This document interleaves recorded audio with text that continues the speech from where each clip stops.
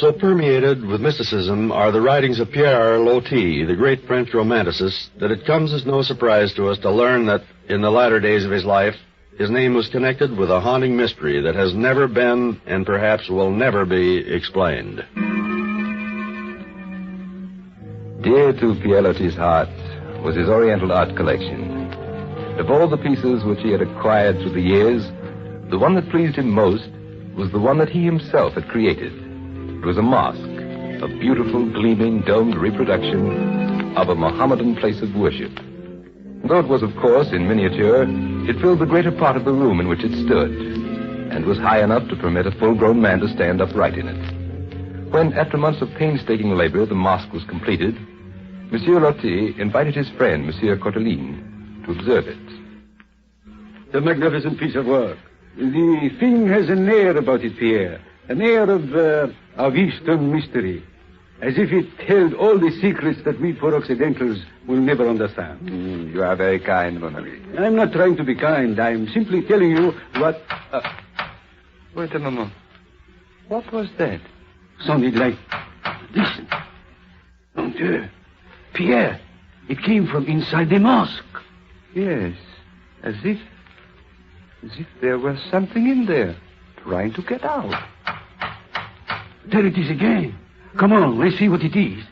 The two men eased themselves for the narrow entrance. They stood in the gloomy semi-darkness of the mosque's interior. It was empty, of course. It must have been a mouse, Pierre. It couldn't have been anything else, could it? From that day on, Pierre Loti took great care to guard his precious structure. The door to the room was always locked, and he alone had the key.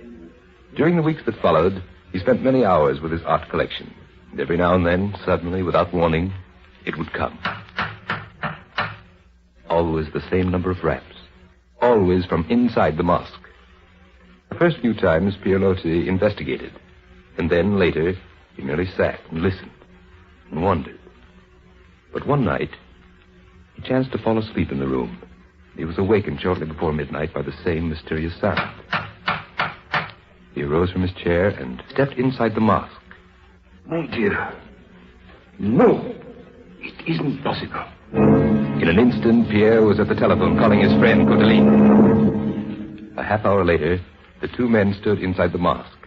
It was brightened by the rays of a flashlight in Pierre Loti's hand.